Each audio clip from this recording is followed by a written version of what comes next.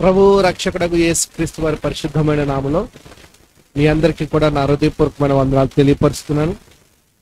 దేవుడు తన ప్రేమ చేత మనలందరినీ కూడా కాచి కాపాడిన విధానాన్ని బట్టి, ఆయన కృపను బట్టి, ఆయన ప్రేమను బట్టి మనం అందరం కూడా ఆయన యొక్క ఆలోచనలో మనం అందరం కూడా ఉన్నామని ఈ రోజుని ఒక అంశం మీద నేను మీ దగ్గరికి రావటం జరిగింది.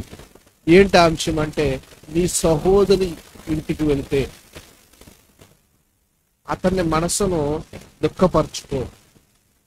అతడు క్రీస్తులో ఉంటే, ఒకవేళ అప్పుడే బాప్తిసం తీసుకుని ప్రభులోకి వచ్చినట్లయితే మనమందరం కూడా ఆయన యొక్క రొట్టెలోను ద్రాక్షరసంలోను మనం పాలు పిచ్చుకుని ఒక్క ఆత్మయందు మనం పానం చేసి తిని, ఒక్క ఆత్మయందు మనము పరిశుద్ధపరచబడితిమి అన్న ఆలోచన ప్రతి క్రైస్తవుడికి క్రైస్తవురానికి అర్థమవ్వాలి. ముఖ్యంగా ఈ కొరింథీయులకు రాసిన మొదటి పత్రిక నేను మీకు చెప్తున్నాను. ఈ కొరింథీయులకు రాసిన మొదటి పత్రిక 1వ అధ్యాయం నుంచి 4వ అధ్యాయం వరకు కూడా ఒక భాగము, 5, 6 అధ్యాయాలు కూడా ఒక భాగము, 7వ అధ్యాయం కాడి నుంచి 16వ అధ్యాయం వరకు కూడా ఉపదేశము అంటే డాక్ట్రిన్, అంటే ఉపదేశంలో మనం ఉపదేశాన్ని విని దేవుడు మన కోసం ఏదైతే సిద్ధపరిచాడో, దేవుడు ఏ ఏ ఏ ఏ ఏ వాటి మీద మనం మనసు ఉంచాలో అవన్నీ కూడా ఇక్కడ రాయటం జరిగింది. ముఖ్యంగా ఈ 10వ అధ్యాయానికి వచ్చి ఉన్నాం. ఈ 10వ అధ్యాయంలో మనం మొదటి నుంచి 1 నుంచి 4వ వచ్చిన వరకు కూడా ఎబ్రీల్ అనే ఇశ్రాయేల్ నుండి మనం ఏం నేర్చుకుంటున్నాం. తర్వాత 5 నుంచి 5వ వచనం కాడి నుంచి 10వ వచనం వరకు హెబ్రీల్ నుండి మనం ఒక హెచ్చరిక, అంటే వాళ్ళు ఎలాగైతే ఉన్నారో ఇశ్రాయేల్ చరిత్ర నుండి ఒక హెచ్చరిక మనము నేర్చుకుంటున్నాం. తర్వాత 11వ వచనం కాడి నుంచి 15వ వచనం వరకు కూడా ఇశ్రాయేల్ ఎలాగైతే శ్రమ పడ్డారో అరణ్యములో, అలాగే క్రైస్తవుడు అయిన నీవు శ్రమ పడాలి. అంటే నువ్వు కొడుకు తెచ్చుకోకూడదు శ్రమ. చాలా మంది ఏం చెప్తున్నారంటే, ఉపవాసం ఉన్నప్పుడు అబ్బా ఇలాగా అలాగా నువ్వు జీవించే అవసరం లేదు. ఉపవాసం ఉంటే నువ్వు ఆ తండ్రికి తప్ప, నీకు తప్ప, పక్క వారికి తెలియకుండా ఉపవాసం ఉండు. తండ్రి అయిన దేవునికి నువ్వు ప్రార్థన చేయాలంటే రహస్యం అంటూ కలుపేసుకుని దేవునికి మొరపెట్టు. ఇప్పుడు నీకు ఏమైతే నువ్వు పొందుకోవాలని భూమి మీద ఆయనకి ఇష్టమైతే అవన్నీ ఇస్తాడు. ముఖ్యంగా మనం వెళ్ళిపోతున్నాం కదా, 1 నుంచి 4 వరకు కూడా ఏం చూసుకున్నాం. ఇశ్రాయేలు యొక్క అనుభవము మనకి ఒక హెచ్చరికగా అపోస్తలుడైన పౌలు గారు మనకు తెలియపరుస్తారు ఈ 10వ అధ్యాయంలోనే. ఈ 10వ అధ్యాయం 5వ వచనం కాడి నుంచి 10వ వచనం వరకు ఏం చూసుకున్నాం. వాళ్ళ చరిత్ర నుండి హెచ్చరిక, 2 కూడా హెచ్చరికలు. తర్వాత 11వ వచనం కాడి నుంచి 15వ వచనం వరకు మనం ఏం నేర్చుకుంటున్నాం. ఇశ్రాయేలు వారి శ్రమ చూసి క్రైస్తవులైన మనము శ్రమ పడవలసిందే, ఆయనలో మనం అట్టు కట్టపట్టవలసిందే, ఆయనలో మనం అభివృద్ధి పొందవచ్చిందే, మనము ఆయన ప్రకారంగా జీవించుకోవచ్చిందే. ఎట్టి పరిస్థితుల్లో ఆయన ప్రకారంగా మనం అందరం ఉండాలి. ఆయన యొక్క సమరూపంగా మార్చుకున్న శక్తివంతుడని యేసుక్రీస్తులో నువ్వు దినదినము దినదినము దినదినము దినదినము అభివృద్ధి పొందాలి. నేను మీకు ఫేస్బుక్లో అప్లోడ్ చేస్తున్నాను, యూట్యూబ్లో వినండి. వచ్చినము కొద్ది మాటలు నేను మాట్లాడుతున్నానంటే వినండి. ఇక్కడి నుంచి ఈ పదాలు మనం తీసుకుని మాట్లాడాలా. సంఘం గురించి హెచ్చరిక ఇవన్నీ ఆయన అపోస్తలుడైన పౌలు గారు నాకు అన్ని విషయంలో స్వతంత్రత కలదన్నాడు. గుర్తుపెట్టుకో, అపోస్తలుడైన పౌలు గారు ఏమంటున్నారు ఆ మాట చూద్దాం. 23వ వచనం, కొరింథీయులకు రాసిన మొదటి పత్రిక 10వ అధ్యాయం 23వ వచనం. అన్ని విషయముల యందు నాకు స్వతంత్రం కలదు, కానీ అన్నీయు చెయ్యదగినవి కావు. ఇంకా మీరు ఎవరైనా ఆ ఛానల్ ఇంకెవరైనా సబ్స్క్రైబ్ చేసుకోకపోతే చేసుకోండి. ఎందుకంటే ఈ విలువైన మాటలకి మనం వెళ్ళాలి. ఎందుకంటే ఆ మాటలు అనేకులకి పంపించాలి కదా, అనేకులకి షేర్ చేయండి, సబ్స్క్రైబ్ చేసుకోండి. దానివల్ల యూట్యూబ్ అతనికి రికమెండేషన్ చేస్తాను, అతనికి పంపిస్తూ ఉంటాడు. ఇదిగో ఇతను పలానా వాక్యము మాట్లాడారు మధుబాబు గారు, ఈ వాక్యము వేరే వాళ్ళకి షేర్ చేసి రికమెండ్ చేసి ఆ పాపి నీ వల్ల రక్షణలోకి వస్తారు కదా. యోధా రాసిన పత్రికలో మీరు గమనించినట్టు అగ్నిలో నుండి ఒకరిని లాగినట్టు. అగ్ని ఏంటి? వేదన కనబడే స్థలము. ఇది మనం పొయ్యిలో మంటెట్టుకునే అగ్గి కాదు, దేవుడిచ్చే అగ్ని. నిరంతరం కాలిపోతాం. మనకి చావు లేదు, గుర్తుపెట్టుకోండి. ఈ ఆత్మకు చావు లేదు. ఈ గుడారంలో ఉన్నని చెప్పే ఈ భోగాలు, ఈ ఆశలు, ఈ అంతస్తులు, ఇవన్నీ గుడారంలో నుంచి వెళ్ళిపోయిన తర్వాత యోబు గ్రంథంలో ఆయన అంటా ఉంటాడు, నీ గుడారంలో నుంచి దుర్మార్గమును తీసివేయి. నీ గుడారం ఇది, ఇందులో ఆత్మ ఉంది, ఆత్మకు మనస్సాక్షి ఉంది,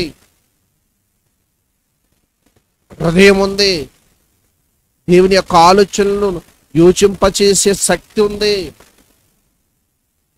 గమనించవద్దా నువ్వు? రైట్, ముందుకు వెళ్దాం కదా.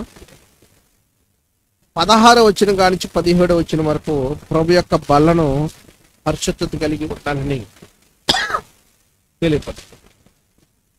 తర్వాత 18వ వచనం కానించి 22 వరకు కూడా విగ్రహములు నిష్ప్రయోజనం, వాటి యందు మనము ఉండకూడదు, అవి జీవము లేనివి.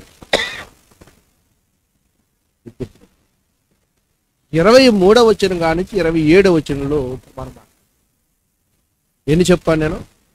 1వ వచనం కానించి 4 వరకు కూడా ఇశ్రాయేలు గురించి హెచ్చరిక, 5వ వచనం కానించి 10 వరకు కూడా ఇశ్రాయేలు గురించి హెచ్చరిక, 11వ వచనం కానించి 15వ వచనం వరకు కూడా వాళ్ళ యొక్క శ్రమను మనం క్రైస్తవులు అని మనం సంఘంలో ఎలా అనుభవిస్తున్నాం, మనం కూడా శ్రమ పడాలి, ఆయన రాజ్యానికి వారసులవ్వాలి. తర్వాత 16, 17 ఏంటంటే ప్రభు యొక్క బల్ల పరిశుద్ధత కలిగి జీవించాలి, పరిశుద్ధాత్మను మనం పరిశుద్ధపరుస్తున్నాడు. తర్వాత 18 వచ్చిన కాడి నుంచి 22వ వచ్చిన వరకు ఏం తెలుస్తుంది?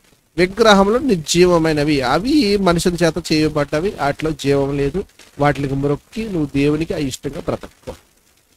తర్వాత 23వ వచనం కాడి నుంచి 27వ వచనం వరకు నేను ఏం చెప్తున్నానంటే స్వతంత్రత గురించి చెప్తున్నాను. ఆ స్వతంత్రతలో నీ సహోదరుని వడ్డించినది అదేదో కూడా నువ్వు ఆలోచించుకోకుండా భోంచేయి. నీ సహోదరు మనస్సాక్షి నిమిత్తం సుమా. చాలా మంది ఏమనుకుంటారంటే తిందుము త్రాగుదుము ఉన్నారు.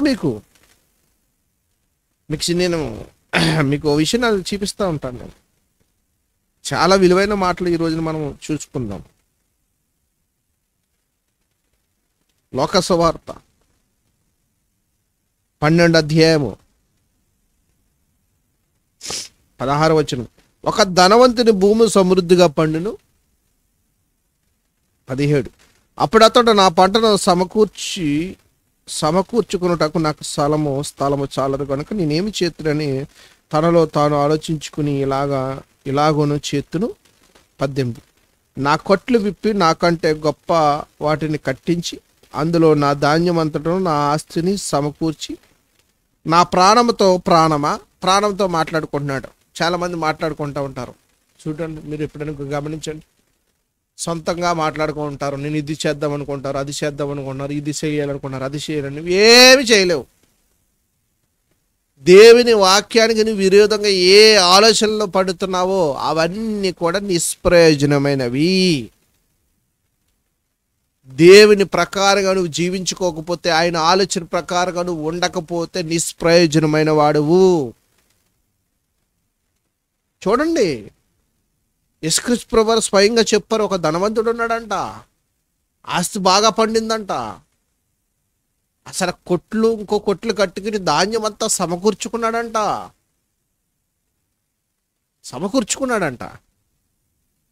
తర్వాత ధాన్యం అంతటా తన ఆస్తిని సమకూర్చుకుని నా ప్రాణమా అనేక సంవత్సరముల విస్తారంగా ఆస్తి నీకు సమకూర్చబడి ఉన్నది. సుఖించుము, త్రాగుము, తినుము, త్రాగుము, సంతోషించమని చెప్పుకుందుననుకున్నాను. అయితే దేవుడు వెర్రివాడా, ఈ రాత్రే నీ ప్రాణమును అడుగుచున్నారు. ఎవరు? పరిశుద్ధులు అడుగుతున్నారు. బలిపీఠం దగ్గరికి ఉన్న ఆత్మలు అడుగుతున్నాయి, ఇన్ని తీసే బాబా, ఇంకొద్దు ఉంచుకో ఇన్ని. మీకు ఉపమానం తెలుసా అంజరపు చెట్టు గురించి? ఇంకా 2 సంవత్సరాలు వద్దు, తీసే అన్నాడు దేవుడు. యేసుప్రభు గారు రిక్వెస్ట్ చేశాడు, నీ కోసం నా కోసం ఇంకొక సంవత్సరం ఉంచుతాను ఆయన, వాక్యం చెప్తాను ఆయన సేవకుల ద్వారా, ఇంకొక సంవత్సరం. తండ్రి అయిన దేవుడు తీసే వద్దా మొక్క, ఇశ్రాయేలుకు చూచినది. కానీ యేసుప్రభు గారు నీ కోసం నా కోసం విజ్ఞాపనకర్తగా విజ్ఞాపన చేశారు అక్కడ. అయ్యా 3 సంవత్సరాలు బట్టి ఏం కాత్తలేదు కదా, ఎందుకు? నీవంతే, వాక్యం వెనకోకుండా షిఫ్ట్ చేయొస్తే నీ బ్రతుకు కూడా అంతే.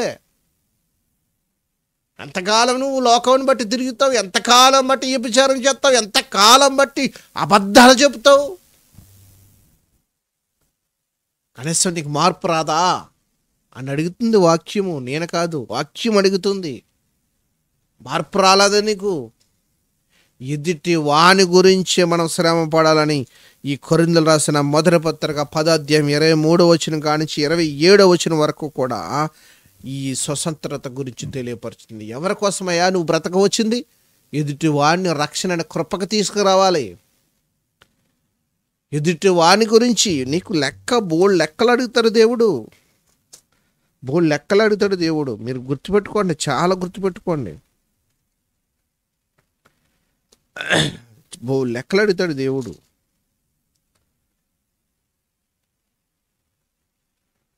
బోల్డ్ లెక్కలు అడుగుతాడు దేవుడు.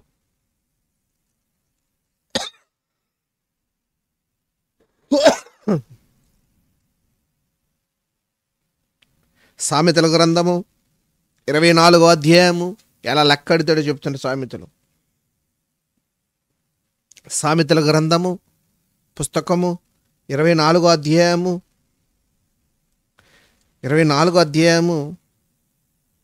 10వ వచనం కానీ, శ్రమ దినమున నీవు కృంగిన ఎడల నీవు చేత కాని వాడు వగుదువు. శ్రమొత్తే పడిపోకో. శ్రమొత్తే పడిపోకండి. అసలు ఎవరనో క్రీస్తులో నిలిచి ఉన్నావు నువ్వు.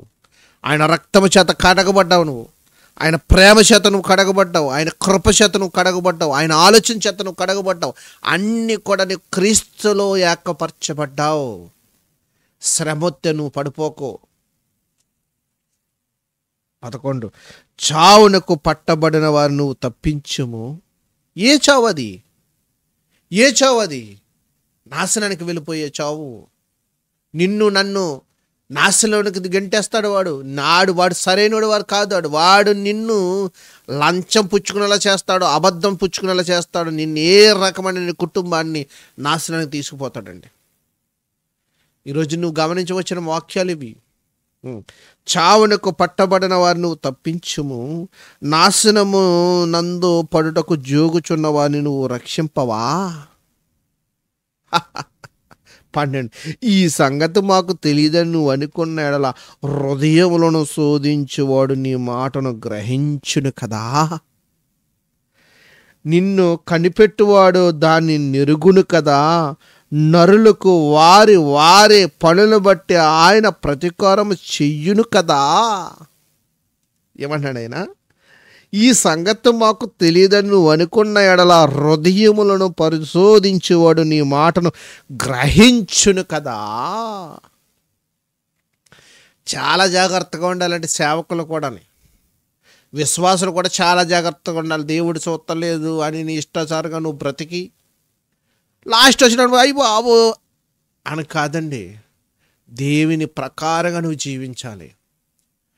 ఆయన కుమారుని ప్రకారంగా నువ్వు జీవించాలి. ఏం తెలియపరుస్తుంది? కొరింథీయులకు రాసిన మొదటి పత్రిక 10వ అధ్యాయం ఏం తెలియపరుస్తుంది? 24వ వచనం ఇదే తెలియపరుస్తుంది. కొరింథీయులకు రాసిన మొదటి పత్రిక 10వ అధ్యాయం 24వ వచనం, ఎవడనో తన కొరకే కాదు ఎదుటి వాని కొరకు మేలు చేయు చూచుకొనవలెను.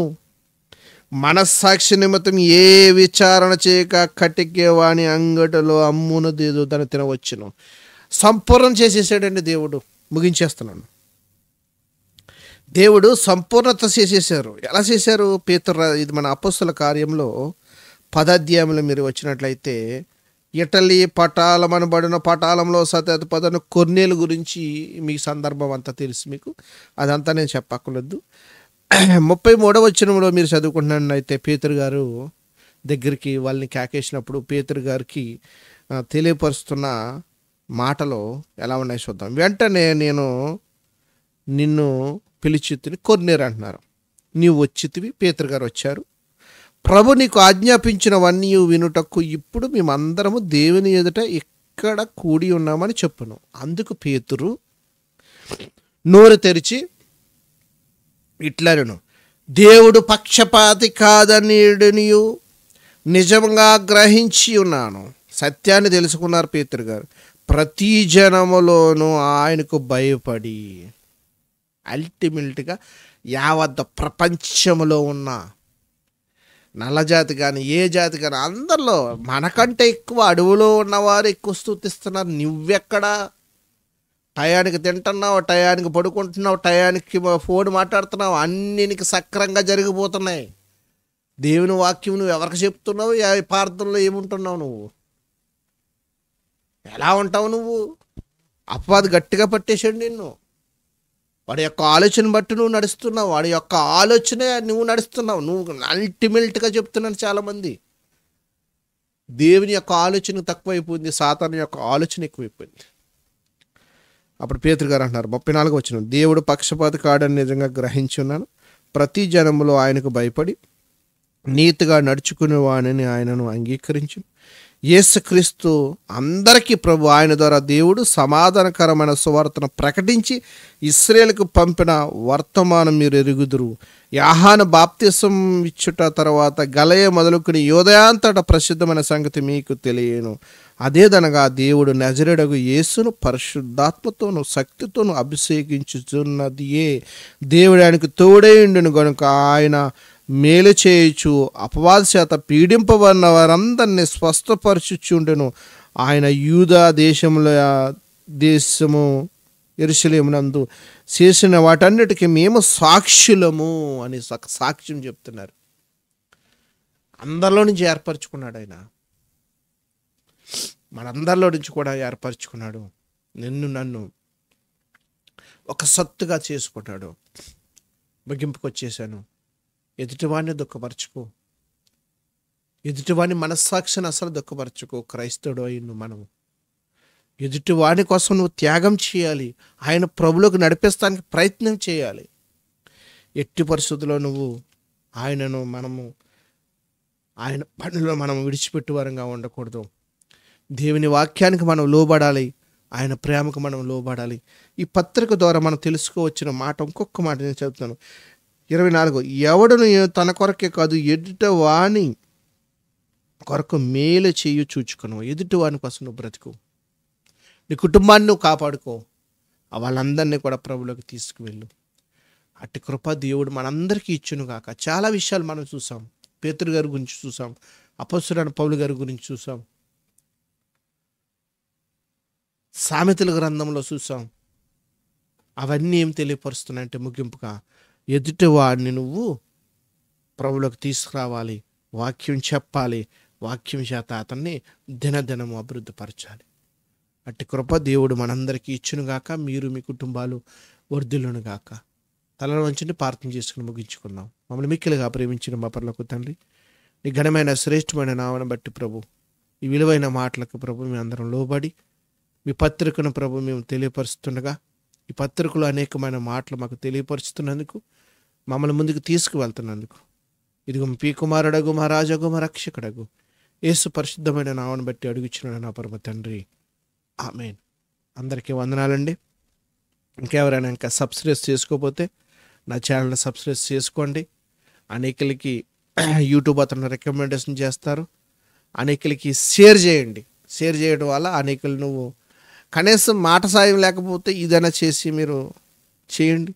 ఎందుకంటే అది అందరికీ అవన్నీ కూడా అందరికీ కూడా తెలియపరుస్తపడతాయి. అందరికీ కూడా వాక్యం వెళ్ళటం కానీ వాళ్ళు మార్చబడతారు. Thank you all. ఇప్పటి వరకు అవి చూసినందుకు ప్రేమపూర్వకం మీ అందరికీ కూడా నా హృదయపూర్వకమైన వందనాలు తెలియపరుస్తున్నాను. Thank you all. Thank you. దేవుడు మిమ్మల్ని మీ కుటుంబాన్ని దీవింపి కాచి కాపాడును గాక. ఆమేన్.